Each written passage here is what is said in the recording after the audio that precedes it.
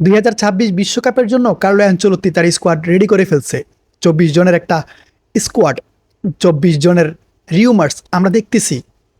সেই হিসাবে কার্লো অ্যানচেলত্তির লিস্টে আর 2টা স্লট খালি আছে এমন রিউমার্স কিন্তু আমরা পাইতেছি সোশ্যাল মিডিয়ায় বা বিভিন্ন নিউজ পোর্টালগুলা এমন রিপোর্টই প্রকাশ করতেছে যে কার্লো অ্যানচেলত্তি অলরেডি 24 জনের একটা স্কোয়াড ফাইনাল করে ফেলছে। এখন 2টা স্লট খালি আছে, ওই 2টা স্লটে কারা আসবে এটা নিয়েও কিন্তু অনেক সমীকরণ হইতেছে। সব থেকে ইন্টারেস্টিং বিষয় কি জানেন, এই যে 24 জনের এই লিস্ট, ওই লিস্টে নেইমার জুনিয়রের নাম নাই।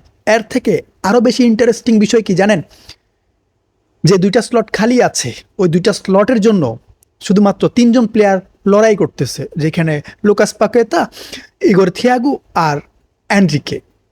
এইখানেও নেইমার জুনিয়রের নাম নাই। আর এই যে 3জন, লুকাস পাকেতা, দেন অ্যান্ড্রিক, ইগোর থিয়াগো, এই 3জন থেকে শেষ পর্যন্ত ফাইনাল স্কোয়াডে 24 জনের সাথে যে কোনো 2জন আসবে। সো টোটাল 26 জনের স্কোয়াড হবে।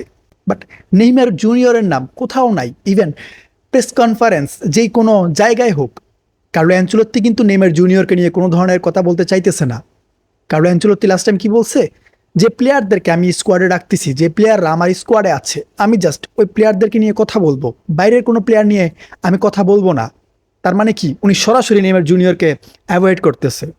নেইমার জুনিয়রের যে টপিকটা, উনি সরাসরি এটাকে ইগনোর করতে চাইতেছে।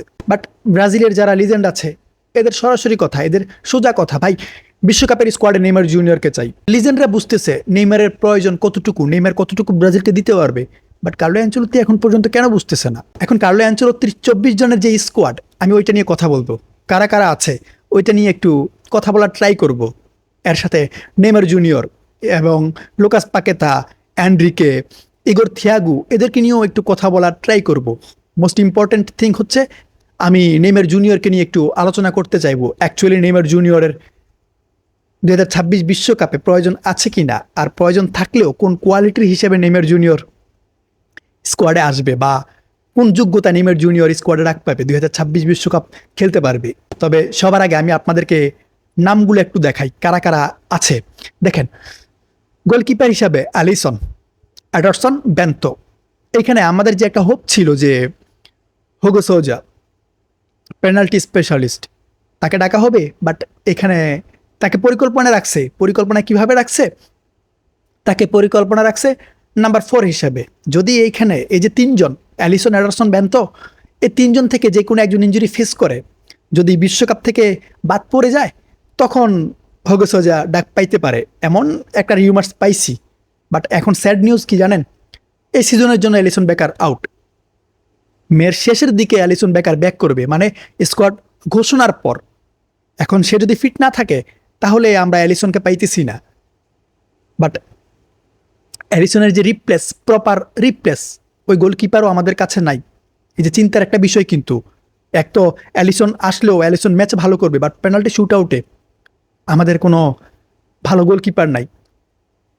এটা একটা চিন্তার বিষয়। আর ডিফেন্ডার হিসেবে এখানে মার্কুইনুস, গ্যাব্রিয়াল, দানিলোকে রাখার কারণ একটাই, অভিজ্ঞতা।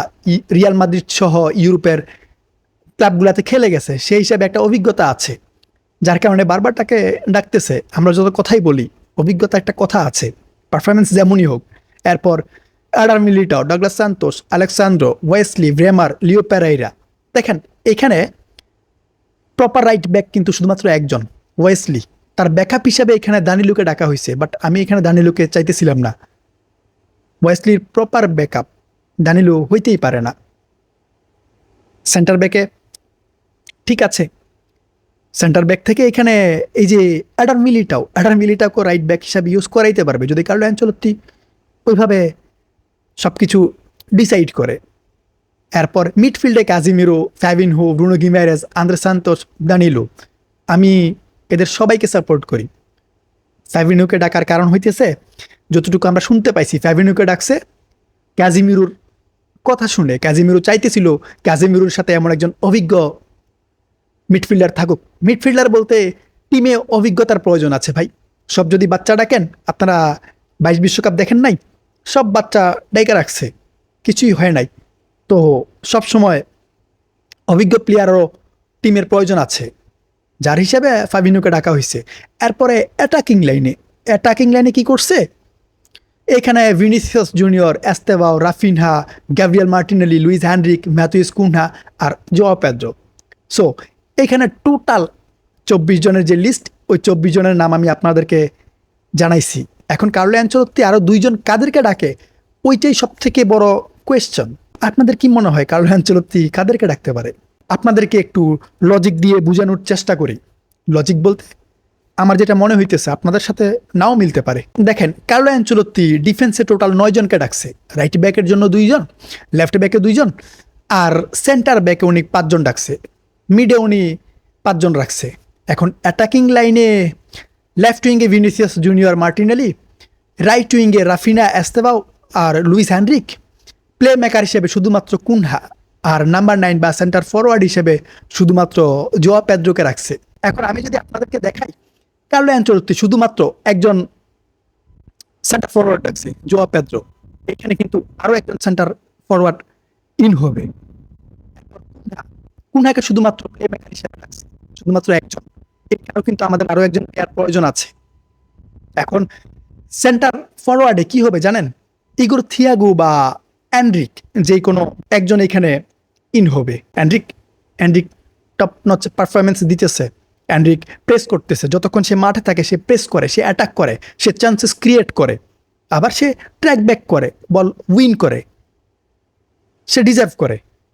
বাট এইখানে ইগোর থিয়াগোর যে ব্যাপারটা, এটা একটু অন্যরকম। সুপার সাব হিসেবে থিয়াগো ইগোর খুব পারফেক্ট। ইভেন পেনাল্টি শুট আউটে আমাদের প্লেয়ার প্রয়োজন আছে। আমরা বিশ্বকাপে পেনাল্টি শুট আউটে হারছি, আমাদের পেনাল্টি টেকার প্রয়োজন। কুনহা পেনাল্টি টেকার, চোখ বন্ধ করে আপনি ভরসা করতে পারেন। আমি ভিনিসিয়াস জুনিয়রের উপরে এতটা ভরসা করি না, ইগোর থিয়াগোকে আমি ভরসা করতেছি। আমরা যতটুকু জানতে পারছি, প্র্যাকটিস সেশনে নাকি সে পেনাল্টিতে খুব ভালো পারফরমেন্স দেখাইছে। তার যেই কি বলে কনফিডেন্স, ওইটা হাই। লাস্ট ম্যাচে আমরা দেখছি সে পেনাল্টি নিতেছে, তার মধ্যে কনফিডেন্স আছে, তার মধ্যে ওই আইকিউ আছে যে আমাকে কীভাবে পেনাল্টি নিতে হবে। এরপর আপনার এমন প্লেয়ার প্রয়োজন যে হেডার স্কোর করতে পারবে, ওটা ইগোর থিয়াগো। হাইটেরও একটা ব্যাপার স্যাপার আছে। এরপর 24 জনের যে লিস্ট, ওই লিস্টে আমি কোনো প্রপার সেন্টার ফরওয়ার্ড দেখি নাই। আমি যদি আপনাদেরকে বলি, আমাদের ওয়ান টাচে স্কোর করা কোনো প্লেয়ার নাই, বক্স থেকে হেডার নিবে ওইরকম প্লেয়ার নাই। আমাদের এমন একজন স্ট্রাইকার প্রয়োজন, লাইক রিচার্লিসন, যে বক্সে থেকে স্কোর করবে, হেডারে গোল করবে, ওয়ান টাচে স্কোর করার ট্রাই করবে বা স্কোর করবে। ওইরকম প্লেয়ার কিন্তু কার্লো অ্যানচেলত্তির যে লিস্ট, ওই লিস্টে নাই। এখন এখানে ইগোর থিয়াগো হইতে পারে বা অ্যান্ড্রিকও হইতে পারে।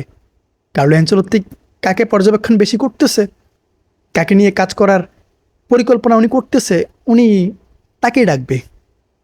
এখন আমরা যদি বলি অ্যান্ড্রিক ভালো করতেছে, অ্যান্ড্রিকের প্রয়োজন আছে, তাহলে হবে না। অ্যান্ড্রিক থেকে বেটার পারফরমেন্স প্রিমিয়ার লিগে থিয়াগো করতেছে, ওইটাও আমাদেরকে দেখতে হবে। থিয়াগো স্কোর করতেছে, সুপার সাব হিসেবে আমাদের স্কোরার প্রয়োজন, এটা আমরা বুঝতেছি। অ্যান্ড্রিকও হইতে পারে, থিয়াগো হইতে পারে। ডিসিশন কার্লো অ্যানচেলত্তির হাতে। এরপর আপনারা বলতে পারেন জোয়া পেদ্রো আছে। দেখেন ভাই, জোয়া পেদ্রোকে আমি প্রপার নাম্বার 9 ধরি না।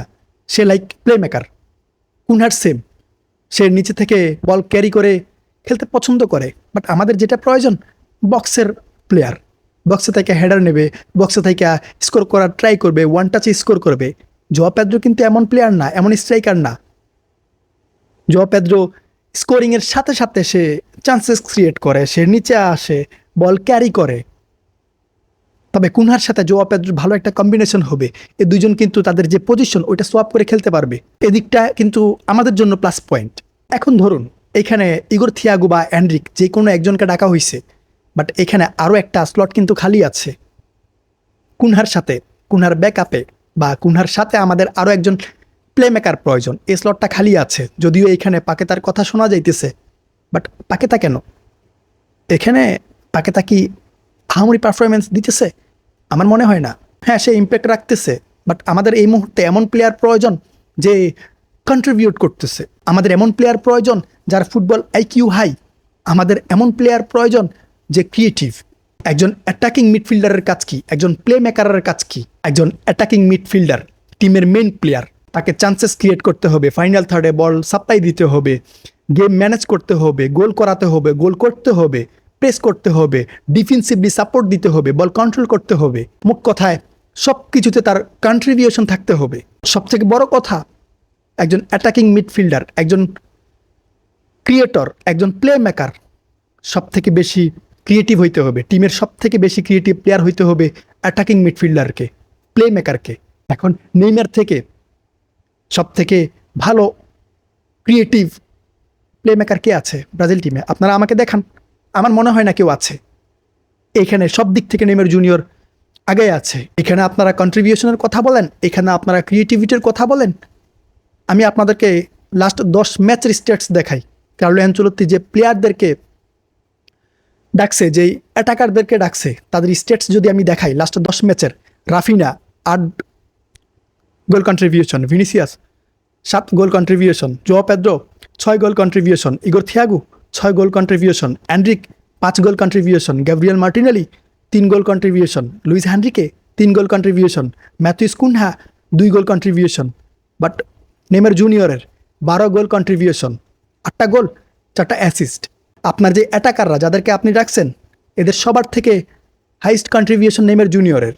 এরপরেও কেন কার্লো অ্যানচেলত্তিকে ভাবতে হইতেছে নেইমার জুনিয়রকে স্কোয়াডে ডাকার জন্য? কার্লো অ্যানচেলত্তিকে চিন্তা করতে হইতেছে, ফিটনেস ইস্যু দেখাইতেছে, 90 মিনিটের ম্যাচ খেলতেছে না, স্যান্তোসের জার্সিতে খেলতেছে, লাস্ট ম্যাচও অ্যাসিস্ট করছে, পারফরমেন্স দিতেছে ভাই। তাহলে কোন ইস্যুতে নেইমার জুনিয়র ডাক পাইতেছে না? এখন আপনাদের প্রশ্ন হইতে পারে নেইমার জুনিয়রকে ডাকলে কোথায় খেলাবে?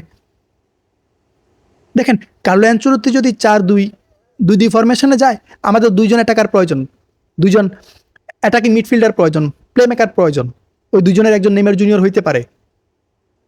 এরপর 4-2-3-1-এ গেলে আমাদের একজন প্লে মেকার প্রয়োজন, কুনহা আছে।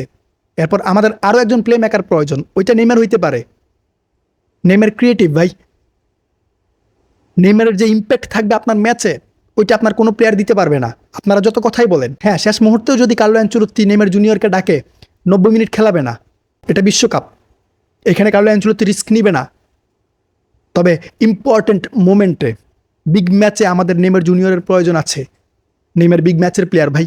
আপনার ক্রিটিক্যাল মোমেন্টে আপনি নেইমার জুনিয়রকে ইউজ করাইতে পারবেন, নেইমার জুনিয়রের কাছ থেকে বেস্ট পারফরমেন্স নিয়ে আসতে পারবেন। আপনি রোটেশনে নেইমার জুনিয়রকে খেলান। বাট আপনারা এমন সিদ্ধান্ত নিতেছেন নেইমার জুনিয়র আপনার টিমেই আসবে না, নেইমার জুনিয়র 2026 বিশ্বকাপ খেলতেই পারবে না। কিসের ভিত্তিতে? ইনজুরিতে নাই, 90 মিনিটের ম্যাচ খেলতেছে, অ্যাসিস্ট দিতেছে, গোল করতেছে, তারপরেও ভাবতে হইতেছে নেইমার জুনিয়রকে ডাকবে কি না, বা লিস্টেও নাই, প্রাথমিক তালিকায়ও নাই। এমনই তো। নেইমার জুনিয়র ক্রিয়েটিভ ভাই। আপনার যে 26 জন প্লেয়ার থাকবে আপনার স্কোয়াডে, ওই 26 জন প্লেয়ারের হিসেবে আপনার নেইমার জুনিয়র সব থেকে বেশি ক্রিয়েটিভ, নেইমার জুনিয়র সব থেকে বেশি ট্যালেন্টেড।